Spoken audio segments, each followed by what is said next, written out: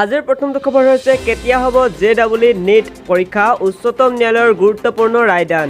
Corona পৰিস্থিতিৰ মাজত joint entrance পৰীক্ষা আৰু NEET পিছুৱাই দিয়াৰ আবেদন খাৰিজ কৰিলে সুপ্ৰিম কোৰ্টে নিৰ্ধাৰিত সূচী অনুসৰি JEE আৰু NEET হোৱাৰ কথা ছেপ্টেম্বৰ মাহত। সোমবাৰে এই বিষয়ৰ শুনানি শীৰ্ষ আদালতৰ পৰ্যবেক্ষণ জীৱনটো আৰু থমকি ৰৈ থাকিব নোৱাৰে সতৰ্কতামূলক পদক্ষেপ লৈয়ে আগুৱাই যাব লাগিব। সুপ্ৰিম কোৰ্টৰ বিচাৰপতি অৰুণ মিশ্ৰৰ নেতৃত্বত বেঞ্চে জনায় কোভিড-19 অতিমাৰীৰ বিষয়টো সুপ্ৰিম কোৰ্টৰ বিবেচনাধীন, কিন্তু সেই বুলি ছাত্ৰ-ছাত্ৰীসকলৰ সম্পূৰ্ণ এটা বছৰ নষ্ট হ'বলৈ দিয়াটো ঠিক নহয়। এইটো তেওঁলোকৰ কেৰিয়াৰৰ কাৰণে বেয়া। মেডিকেল তথা ইঞ্জিনিয়াৰিং প্ৰৱেশিকা পৰীক্ষা কৰোনা ভাইৰাছৰ কাৰণে পিছুৱাই দিয়াৰ কাৰণে সুপ্ৰিম কোৰ্টত এক ৰাজহুৱা স্বাৰ্থজড়িত গোচৰ দাখিল কৰা হৈছিল। SBI ATMৰ পৰা টকা উলিওৱাৰ নিয়ম সলনি হোৱাৰ কথা জানেনে? যদি নাজানে তেনেহ'লে ভৰিব লাগিব জৰিমনা। SBI ATM withdrawal rule. ভাৰতীয় ষ্টেট বেংকে 1 জুলাই 2020ৰ পৰা ATMৰ পৰা নগদ ধন উলিওৱাৰ নিয়মৰ সাল সলনি কৰিছে। নতুন নিয়ম মতে একাউণ্টত বেলেঞ্চ নথকা অৱস্থাত যদি ট্ৰানজেকশ্যন ফেইল হয় তেনেহ'লে একাউণ্ট হোল্ডাৰে 20,000 টকাৰ শুল্কৰ লগতে GST ভৰিব লাগিব। ভাৰতীয় ষ্টেট বেংকৰ অফিচিয়েল ৱেবছাইট sbi.co.in প্ৰাপ্ত তথ্য মতে SBIয়ে মেট্ৰ' চহৰত ছেভিং একাউণ্ট হোল্ডাৰসকলক ATMৰ পৰা মাহত 8 বাৰ বিনামূলীয়া লেনদেনৰ অনুমতি দিয়ে। বিনামূলীয়া লেনদেনৰ সীমা পাৰ কৰাৰ পিছত গ্ৰাহকৰ পৰা প্ৰত্যেক লেনদেনত চাৰ্জ লোৱা হয়।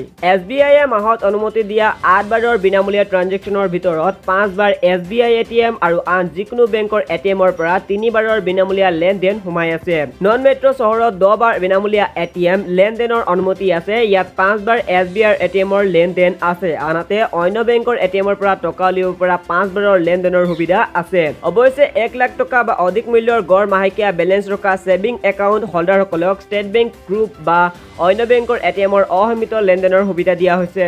একাউণ্টত অধিক বেলেঞ্চ নাথাকিলে যদি ট্ৰানজেকশ্যন ফেইল হয় তেনেহ'লে SBI একাউণ্ট হোল্ডাৰসকলৰ পৰা 20 টকা শুল্কৰ লগতে GST আদায় কৰা হ'ব। OTPৰ সৈতে SBI ATMৰ পৰা টকা লোৱাৰ সুবিধা বেংকে দিছে। এইমতে যদি আপুনি SBIৰ ATMৰ পৰা 10,000 টকাতকৈ অধিক টকা উলিয়ায় তেনেহ'লে আপোনাক OTPৰ প্ৰয়োজন হ'ব। এই সুবিধা 1 জানুৱাৰী 2020ৰ পৰা বলবৎ হৈছে। বেংকৰ এই সুবিধা একাউণ্ট হোল্ডাৰসকলে নিশা 8 বজাৰ পৰা পুৱা 8 বজালৈকে SBIৰ ATMৰ পৰা টকা লোৱাৰ ক্ষেত্ৰত পাব। এই সুবিধা কেৱল SBIৰ ATMৰ ক্ষেত্ৰতে পাব। জানি লওক অৰুণোদয় হিতাধিকাৰীয়ে কেনেকৈ লাভ কৰিব মাহে 830 টকা। সন্মুখত 2021ৰ বিধানসভা নিৰ্বাচন ঘোষণা কৰা হৈছে। ইখনৰ পিছত সিখন আঁচনিৰ কথা। ৰাজ্যৰ প্ৰভাৱশালী মন্ত্ৰী ডক্টৰ হিমন্ত বিশ্ব শৰ্মাই অৰুণোদয় আঁচনি ঘোষণাৰে এক সংবাদ মেলো সম্বোধন কৰিছিল। এই আঁচনিৰ দ্বাৰা ৰাজ্যৰ দৰিদ্ৰ সীমাৰেখাৰ তলৰ আৰু নিম্ন মধ্যবিত্তৰ লোকসকলক মাহিলী চৰকাৰে দিব ধন। আঁচনিৰ ধন ক'ত কেনেকৈ খৰচ কৰিব সেই সিদ্ধান্ত ল'ব পৰিয়ালটোৱে। সংবাদমেলত স্বাস্থ্যমন্ত্ৰীগৰাকীয়ে আঁচনিৰ দ্বাৰা প্ৰতি মাহে পৰিয়ালসমূহলৈ এটা নিৰ্ধাৰিত ধনৰাশি দিয়া হ'ব বুলি ঘোষণা কৰিছিল। অৰুণোদয় আঁচনিখনৰ মূল উদ্দেশ্য হৈছে অৰ্থনৈতিক সক্ষমতা বৃদ্ধি কৰা, ৰাজ্যৰ দৰিদ্ৰ সীমাৰেখাৰ তলৰ আৰু নিম্ন মধ্যবিত্তৰ মহিলাসকলৰ সামাজিক সবলীকৰণ কৰা। টিকটকৰ পাছত এইবাৰ ট্ৰাম্পৰ লক্ষ্য চীনা কোম্পানী আলিবাবা। আমেৰিকা আৰু চীনৰ মাজত সংঘাত ক্ৰমে বৃদ্ধি পাই আহিছে। ইয়াৰ মাজতে বাণিজ্যিক দিশত আমেৰিকাই কিছু কঠোৰ সিদ্ধান্ত লোৱাৰ দিশত আগবাঢ়িছে। ছুটি ভিডিঅ' এপ টিকটক আমেৰিকাত নিষিদ্ধ কৰাৰ পাছত এইবাৰ ৰাষ্ট্ৰপতি ডোনাল্ড ট্ৰাম্পে চীনৰ আন এটা বৃহৎ কোম্পানী আলিবাবাৰ ওপৰত চকু ৰাখিছে। ৰাষ্ট্ৰপতি ট্ৰাম্পে কয় আলিবাবাক আমেৰিকাত নিষিদ্ধ কৰা হ'বনে নাই সেয়া চিন্তা চৰ্চা কৰিছে। সাংবাদিকে সোধা এক প্ৰশ্নৰ উত্তৰত ৰাষ্ট্ৰপতি ট্ৰাম্পে এই কথা জানিবলৈ দিয়ে। উল্লেখ্য যে আমেৰিকা আৰু চীনৰ মাজত চলি থকা সংঘাতৰ মাজতে আমেৰিকাই টিকটক চলোৱা কোম্পানী বাইডেন্সক 90 দিনৰ ভিতৰত আমেৰিকাৰ পৰা ব্যৱসায় সামৰিবলৈ নিৰ্দেশ দিছে।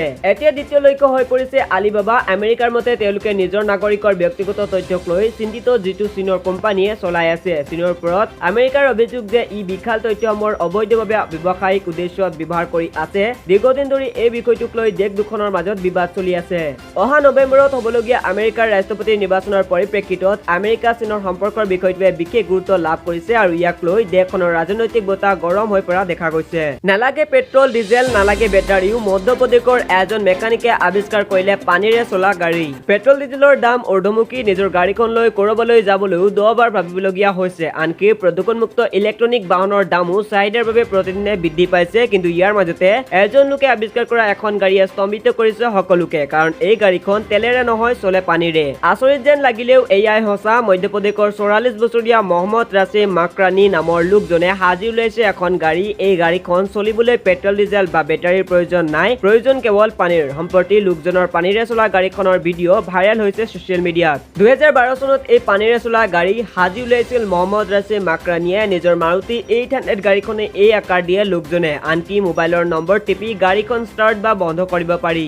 আচৰিত কথাটো হ'ল গাড়ীৰ মেকানিক মহম্মদ ৰাছিম মাকৰানীৰ নাই আনুষ্ঠানিক ডিগ্ৰী, উচ্চ মাধ্যমিক পাছ কৰিয়ে হাত দিছিল গাড়ীৰ কামত। জানিব পৰা মতে মাকৰানীৰ এই গাড়ীখন বজাৰলৈ আনিবলৈ আগ্ৰহী এটা চীনা কোম্পানী। প্ৰশ্ন উঠিছে ভাৰতীয় কোম্পানীসমূহ কলৈ গ'ল, কিয় তেওঁলোকে এই বিষয়ে তৎপৰ নহয়। মাকৰানীয়ে সংবাদ মাধ্যমক জনায় এই 796 চিচিৰ গাড়ীখন নিৰ্মাণ কৰোঁতে সময় লাগে 1.5 বছৰ। খবৰ বিয়পি পৰা চীন, ডুবাইৰ বহু সংস্থাই তেওঁৰ সৈতে যোগাযোগ কৰিছে যদিও তেওঁৰ ইচ্ছা কোনো দেশীয় সংস্থাই এই ক্ষেত্ৰত আগভাগ লওক। 31 আগষ্টৰ আগত হোম লোনৰ EMI দিয়াৰ বাবে চিন্তা নকৰিব, আপোনাৰ বাবে আছে এটা ভাল খবৰ। কৰোনাৰ এই ভয়াৱহ পৰিস্থিতিত আপোনাৰ বাৰু হোম লোনৰ EMI দিয়াত অসুবিধা হৈছে নেকি? যদিহে হৈছে তেন্তে এতিয়া আৰু চিন্তাৰ কাৰণ নাই, কাৰণ আপোনাৰ বাবে আছে এটা ভাল খবৰ। ৰিজাৰ্ভ বেংকে বান্ধি দিয়া 31 আগষ্টত EMI দিয়াৰ সময়সীমা উকলি গ'লেও তেওঁলোকে বেংকযোগে পৰৱৰ্তী সময়ত দিব পাৰিব EMI। ৰাষ্ট্ৰীয় সংবাদ মাধ্যমত প্ৰকাশিত খবৰ অনুসৰি ঋণ পৰিশোধ কৰা সময় যাতে 2 বছৰতকৈ বেছি উকলি নাযায় তাৰ বাবে প্ৰতি লক্ষ্য ৰাখি ষ্টেট বেংককে আদি কৰি বিভিন্ন বেংকে কাম আগবঢ়াইছে। যিসকল লোক এই সময়ত উপাৰ্জনহীন হৈছে তেওঁলোকে কেইমাহমানৰ বাবে ৰেহাই পাব।